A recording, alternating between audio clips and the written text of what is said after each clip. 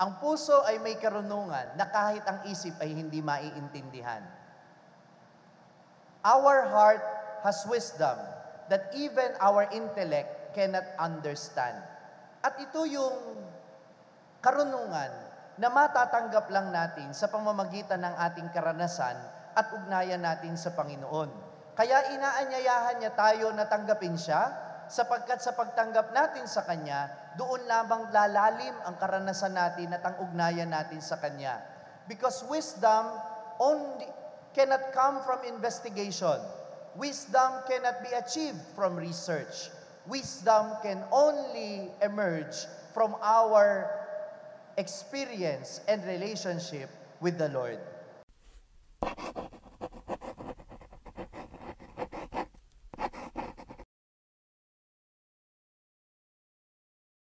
Sumainyo ang Panginoon. At sumainyo Ang rin. mabuting balita ng Panginoon ayon kay San Juan.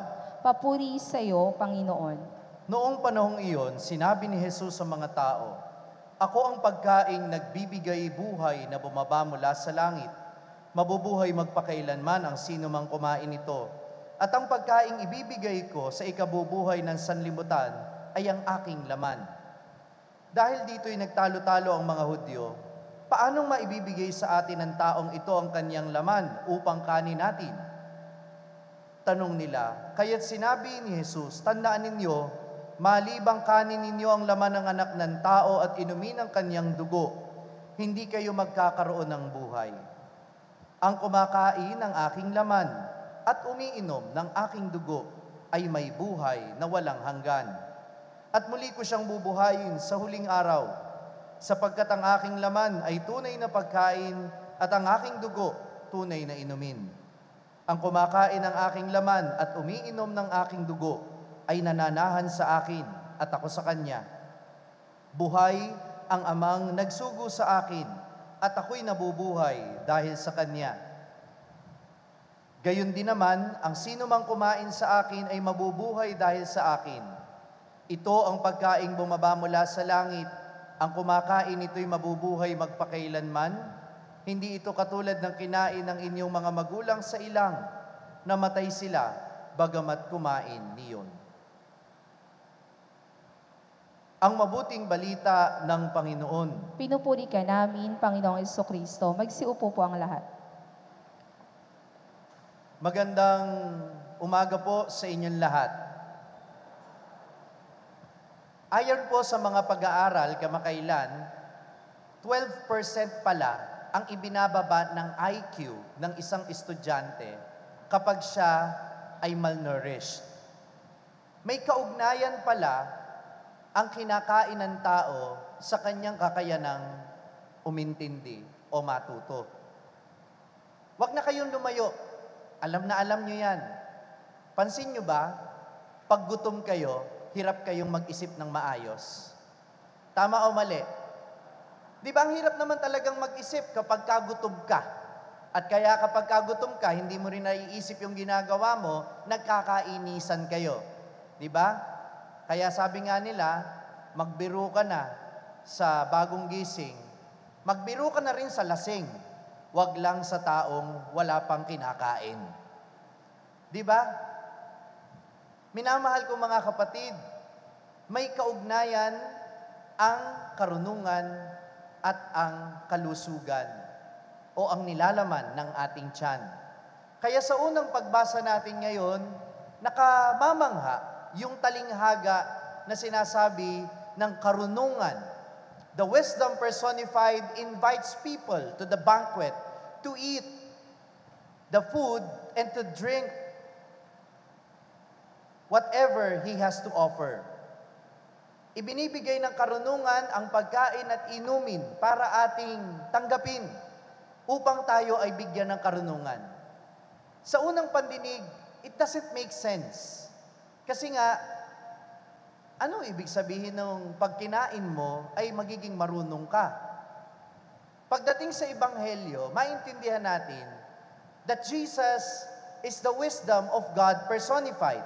Na si Jesus ang karunungan ng Ama na nagkatawang tao at ibinibigay niya ang kanyang katawan at dugo bilang tunay na pagkain at inumin. At ito ay nagbibigay sa atin ng karunungan.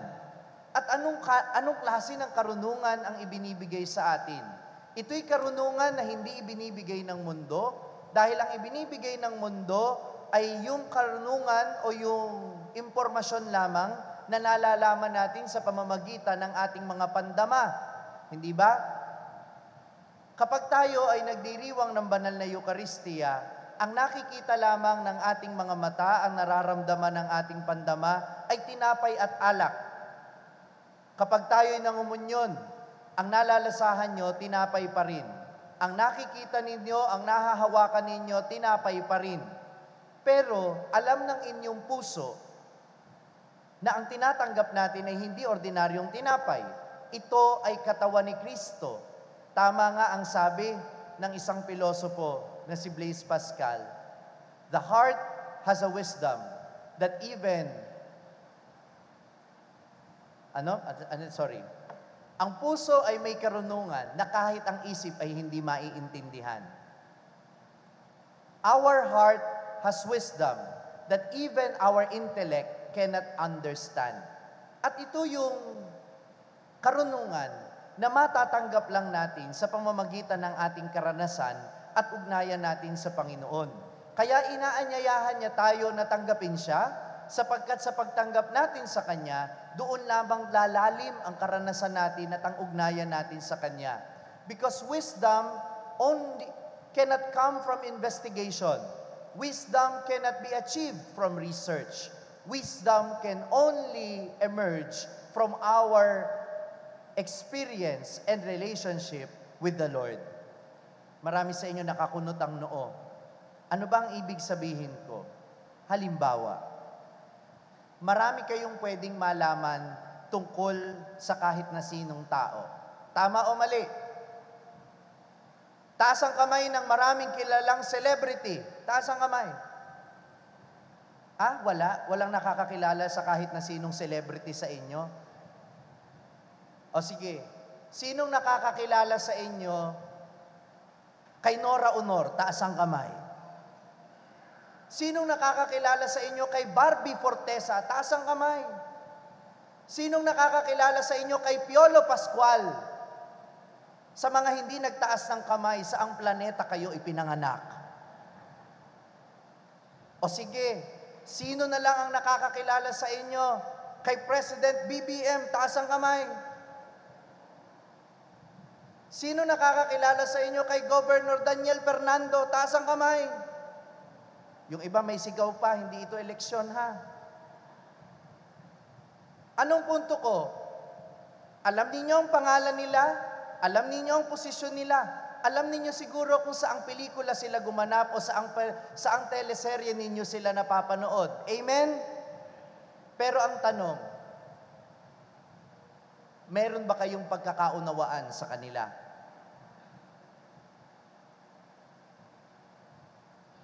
Do you have an understanding with them? Wala. Dahil karamihan sa atin, walang personal experience to be with Piolo Pascual, to be with President BBM, to be with anyone among these personalities and people that we know. Sino lang yung makakaunawaan mo? Yung asawa mo, yung anak mo, yung pamilya mo, yung kaibigan mo. Because wisdom can only come from experience and personal relationship. Gets na ba ninyo? Knowledge is something that you can research. You can even Google it. Who is BBM? President BBM? Who is Piolo Pascual? Maraming ibibigay sa iyong impormasyon, pero hindi ibig sabihin nagkakaunawaan kayo. Tanging pag may personal ka lamang na ugnayan, kayo magkakaunawaan. At ganun din ang ating Panginoong Hesus. Hindi siya naintindihan ng mga Hudyo.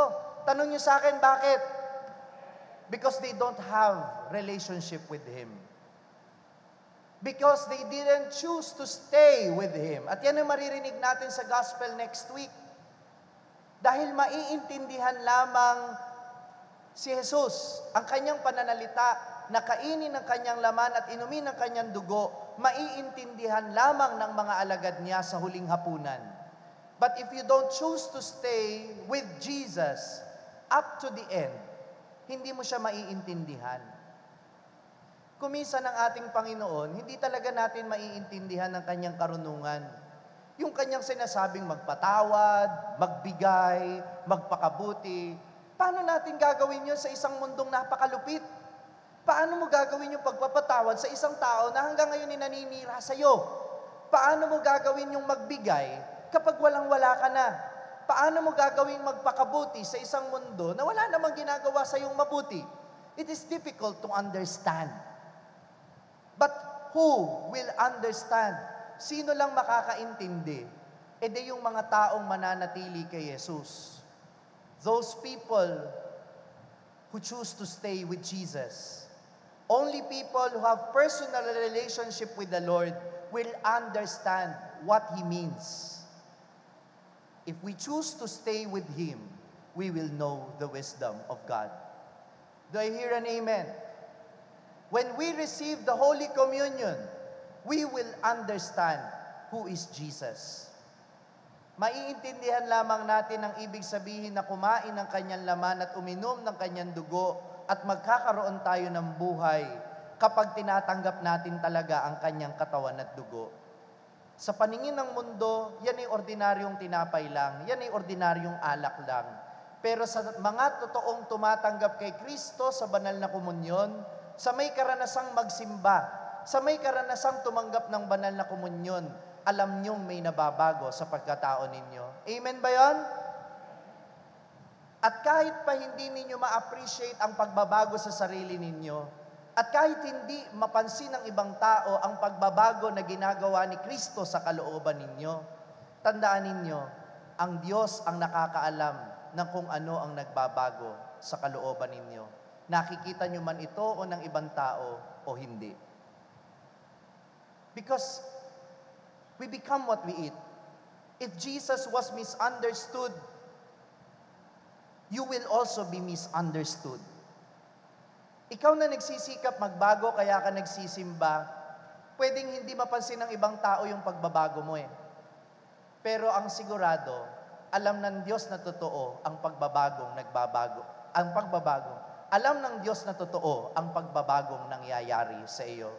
Amen ba yon? Sasabihin ng iba, ikaw simba ka ng simba, hindi ka naman bumabait. Abay, mabuti ka pa nga nagsisimba. Imaginein mo na lang, kung hindi ka pa nagsisimba, abay, napakaselbahe mo na sigurong talaga. Hindi ba? Dahil ang totoo, kahit unti-unti, may nababago ang Diyos sa iyo. Sapagkat yun ang karunungan. Ang karunungan, kapag ito yung inyong natuklasan, at kapag ito ay nasa sa iyong puso na, babaguhin ito ang pananaw mo at ang mga kilos mo. Kaya nga anong sabi sa atin sa ikalawang pagbasa ni San Pablo sa mga taga-Efeso? Mamuhay kayo tulad ng matatalino. Dahil ang matatalino, ang mga taong nakakaunawa, pinag-iisipan nilang mabuti ang lahat ng kanilang gagawin. Hindi lang kung ano yung gusto nilang gawin, kundi kung ano yung sa palagay nila ay hindi makasisira sa ugnayan nila sa taong napagkakaunawaan nila. Halimbawa, nagkakaunawaan kayong mag-asawa. At kung nagkakaunawaan kayo, bago ka gumawa ng isang bagay, bago ka mag-reply sa chat ng ex mo, alam mo na hindi mo dapat gawin yan. Tama o mali? Hindi na kailangang ituro sa'yo yan. Hindi mo na kinakailangang i-google yan. Hindi mo na kinakailangang i-research yan sapagkat tinuturuan ka ng karunungan ng puso mo kung ano ang dapat mong gawin at hindi. Amen ba yon? Bilang anak, may magulang ka, kailangan pa bang ituro sa'yo na irespeto mo sila? Hindi ba't kung nagkakaunawaan kayo ng iyong magulang, may nakakikita man sa iyo o wala, nandyan man sila o wala, hindi ba gagawin mo pa rin kung ano yung itinuro nila sa iyo?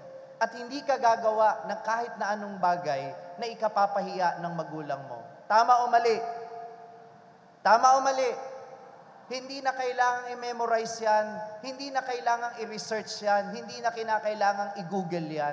Alam mo sa puso mo, sapagkat yan ay karunungang nagmumula sa malalim na ugnayan mo sa kanila. Amen ba yon? Ganon din kayo sa mga kaibigan ninyo. Alam ninyo kung kailan sila magiging sensitive eh. Alam naman ninyo kung kailan sila masasaktan. Alam naman ninyo kung ano yung mga ayaw nila at gusto nila. Kaya hindi mo na kinakailangan tanungin palagi yun. Kasi alam mo na sa puso mo yun eh. At bilang ordinaryong tao, kahit na sinong kaharap mo, alam mo yung mga bagay na makasasakit sa kanila. Alam mo yung mga bagay na makabubuti sa kanila. Hindi mo na kinakailangang i-research. Hindi mo na kinakailangang i-google. Dahil alam ng puso mo, batay sa karanasan natin bilang tao, yan ang karunungan ng puso. Yan ang karunungan na nagmumula sa Diyos na nagsasabi sa iyo ng kung ano ang dapat mong gawing mabuti at kung ano ang mga masamang dapat iwasan natin. Amen? Ito, yung karunungan ng Diyos na nailalagay sa ating mga puso sa tuwing tumatanggap tayo ng komunyon at sa tuwing lumalalim ang relasyon natin sa Panginoon. Kaya sana, lagi tayong pupunta kapag araw ng linggo. Yun ngang mga nagliligawan, kulang na lang araw-araw magkita. Yung mga hindi naman pala simba, araw-araw nagsisimba para lang yung mahal nila makita at makasama. Paano pa kaya tayo sa ating ugnayan sa Panginoon? If we want to have a deeper understanding of Him, if we want that wisdom of God to be with us, if we want to be transformed by that wisdom, if we want that power of wisdom to be in our lives, we have to go to Jesus more frequently. Tanggapin natin siya sa banal na komunyon. Sambahin natin siya sa Santissimo Sacramento. Nandito lang naman siya araw-araw sa tabernakulo. Naghihintay lang naman siya sa atin. Sana puntahan natin siya. At sana kapag araw ng linggo, huwag nating hayaang lumipas na hindi natin siya nakikita at natatanggap sa banal na misa. Kaya ibang-iba pa rin talaga ang karanasan ng nagsisimba at ibang-iba ang karanasan na ikaw lang ay nagsisimba sa social media. Hindi pa rin mapapalitan ng virtual mass ang pagdiriwang natin ng banal na misa sapagkat dito, tinatanggap natin ng totoong-totoo at nararanasan natin ng buong-buo ang ating kaugnayan kay Kristo. Amen. Na-inspire ka ba sa narinig mong mensahe ng ating pagninilay ngayon? Abay, wag mong sarilinin yan. Ibahagi mo, ishare mo ang message nito sa iyong mga pamilya at mga kaibigan. Sabi nga namin dito sa SMS, share the message of salvation. At huwag mo kalimutan na mag-subscribe dito sa ating YouTube channel para manatili kang updated sa mga contents natin. At bisitahin din at i-like ang ating iba pang mga social media platforms sa TikTok, Facebook, at Instagram. Hanapin lamang ang Sa Madaling Sabi ni Father Franz Dizon. Mapapakinggan din po ninyo ang araw-araw kong pagninilay sa #1 Catholic meditation app sa mundo na ginagamit na ngayon ng 2 milyon mahigit na mga Pilipino sa buong mundo. Ito ang Hallow app. Kung ida-download ninyo ito ngayon ng libre, ay makaka-access pa kayo sa 10,000 plus contents nito sa loob ng 90 days. Gamitin lamang ang code na FRFRANZ o Father Franz. hallow.com/FRFRANZ. At sama-sama po tayong magpalalim ng ating pananampalataya at uulitin ko, ibahagi natin ito sa iba. Muli, ako po si Father Franz Dizon at ito po ang Sa Madaling Sabi, sharing the message of salvation.